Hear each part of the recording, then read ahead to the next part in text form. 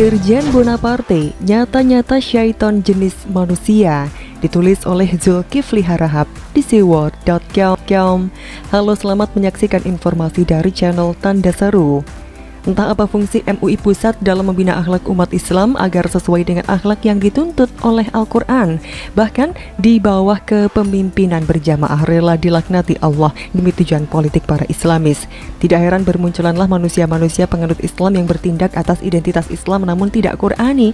Yang teranyar ialah Irjen Napoleon Bonaparte, penghuni rutan Bareskrim Polri yang terjadi beberapa hari lalu. Tindakannya bukan seperti manusia yang beragama Islam, tetapi lebih sebagai syaiton manusia. Demikian pula Indonesia yang punya jutaan ulama atau ustadz yang mengandalkan datangnya rezeki dari hidup dari mimbar ke mimbar. Bukannya muncul sebagai penenang umat, mereka muncul justru sebagai pendukung syaitan manusia. Seperti kemunculan petinggi MUI Pusat, Anwar Abbas yang justru membawa bensin.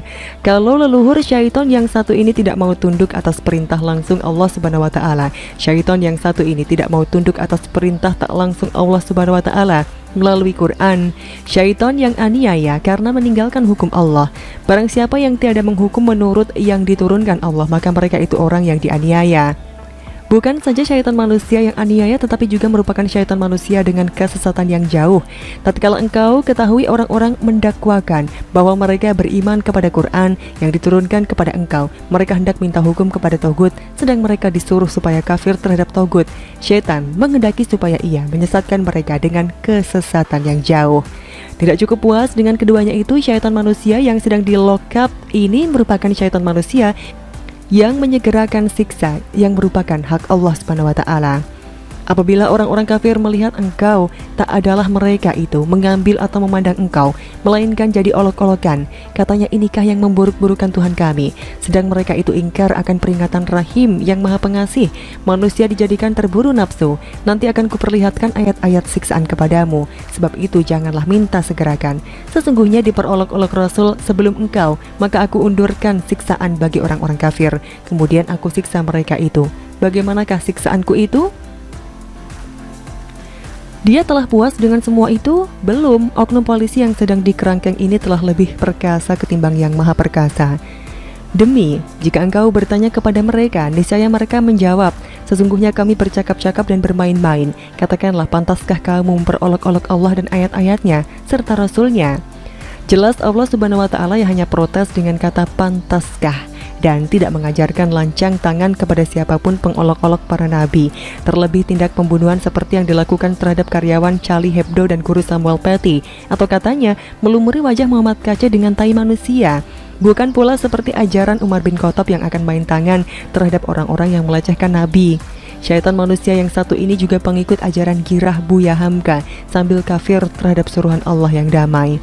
Apabila engkau lihat orang-orang yang mengolok-olok ayat kami, maka berpalinglah engkau dari mereka hingga mereka bercakap-cakap tentang perkara lain. Tiada kewajiban orang-orang takwa untuk memperhitungkan orang-orang yang mengolok-olok sedikit pun, tetapi hanya peringatan mudah-mudahan mereka itu bertakwa. Sikap damai ini begitu pentingnya bagi Allah, sehingga Allah sampai-sampai menurunkan suruhan serupa dalam surat lain.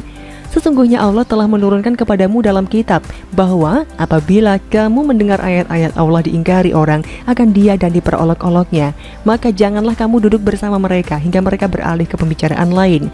Jika kamu duduk bersama mereka, niscaya kamu seumpama mereka. Sesungguhnya Allah mengimpunkan orang-orang munafik dan orang-orang kafir sekaliannya dalam neraka jahanam. Begitu tegas dan lugasnya Allah Subhanahu wa taala memberikan suruhannya yang tidak lebih dari sekedar menjauh atau WO dari TKP. Bukan pula seperti fatwa yang ditujukan oleh Ayatollah Khomeini terhadap Salman Rushdie. Semakin banyak syaitan manusia yang kafir terhadap ayat-ayat Allah, ini akan semakin suburlah pertumbuhan fobia Islam di seluruh dunia, tidak terkecuali di Indonesia. Ayat-ayat ini telah saya tunjukkan sejak deklarasi Istiqlal 6 Oktober 2016 untuk menunjukkan bahwa tuntutan mereka itu tidak Qurani.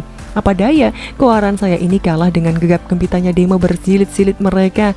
Kalaupun ada tanggapan cuma sebatas dari orang yang setiap hari menempelkan beberapa ayat dan hadis pada dinding FB-nya dan berkomentar kalau bukan kita siapa lagi yang akan membela Islam, katanya.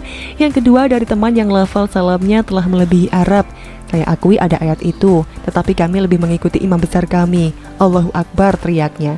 Yang ketiga, dari teman lain yang penampilannya 99,99% Arab. Alah, janganlah kau ngada-ngada ayat lah, katanya.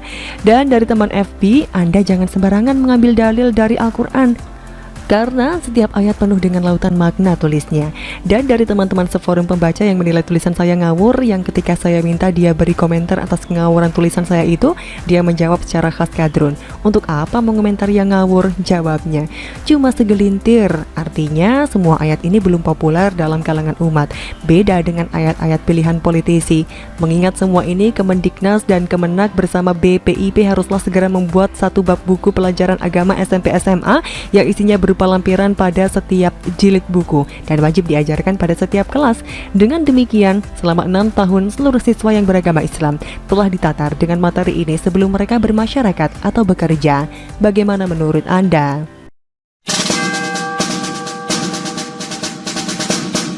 Giring PSI sebut Anies pembohong. Bukan cuman itu, bro. Ditulis oleh Manuel di seaworld.com. Halo, selamat menyaksikan informasi dari channel Tanda Seru. Anies Baswedan ini adalah gubernur yang paling mengerikan di sepanjang sejarah. Manusia ini adalah manusia yang menang dengan isu SARA yang menggebu-gebu dikeluarkan oleh pendukungnya, yakni klan Rizik yang adalah orang impor juga. Dia ini gembira bisa memimpin kota Jakarta yang kalian tinggali, karena seberapapun keburukannya pasti dia ini aman-aman saja. Anggaran-anggaran janggal pun lolos, tidak ada yang bisa mengikatnya. Disebut bodoh pun dia tidak peduli, karena uang rakyat yang ada di tangannya begitu besar. Selama ini kita tahu kalau banyak sekali kejanggalan anggaran yang dikerjakan, namun dia kelihatannya mahir dalam memposisikan orang-orang penting atau merangkul orang-orang penting di dalam tubuh instansi negara, salah satunya KPK.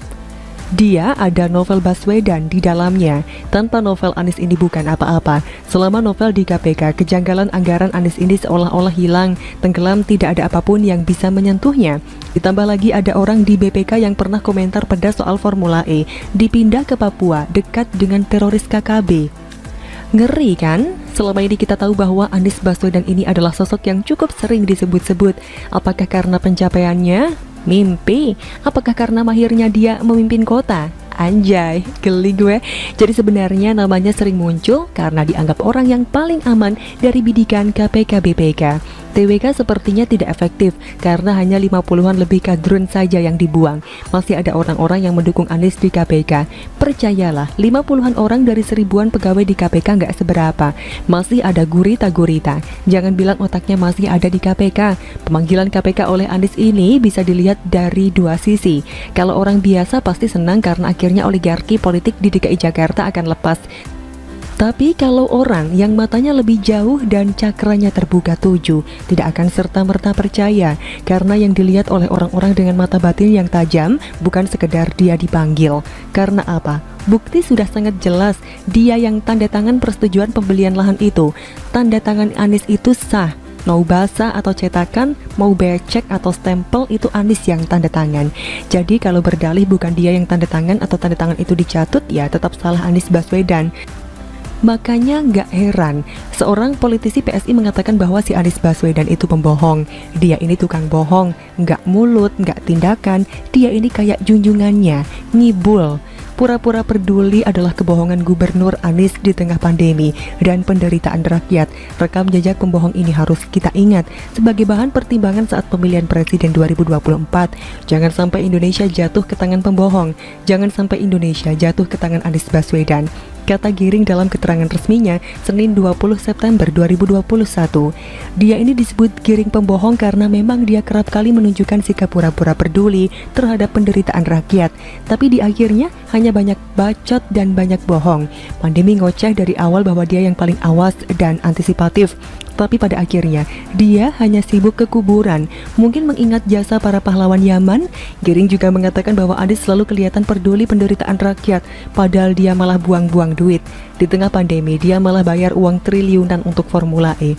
Sekarang mau dipanggil atau tidak oleh KPK, yang seharusnya penting adalah soal Formula E, bukan soal korupsi tanah. Nilai korupsi tanah itu nggak gede, gampang berdalih. Sedangkan Formula E ini sepertinya kartu mati yang akan mengubur hari depan Anies buat Nyapres 2024. Kenapa? Karena sudah kelihatan bahwa dia ini melakukan persekongkolan meja makan sampai kenyang di balai kota. Kelihatan ada yang sedang ditutup-tutupi. Kenapa? Karena sama interpelasi saja kok takut. Padahal Ahok dulu menantang anggota DPRD untuk interpelasi Ahok. Kenapa sekarang justru DPRD membela Anies untuk tidak diinterpelasi? Saya yakin KPK ini tahu kalau yang sebetulnya bisa membuat Anies masuk bareng si Napoleon Bonaparte itu adalah kasus Formula E. Kenapa yang dipanggil soal korupsi tanah? Hanya orang yang mata batinnya terbuka bisa tanya hal ini. Kalau begini, rasanya giring PSI kurang baik dalam mendeskripsikan Anies. Anies ini bukan cuman pembohong bro. Dia ini, apa ya? Silahkan dianalisis sendiri. Begitulah tanya-tanya. Bagaimana menurut Anda?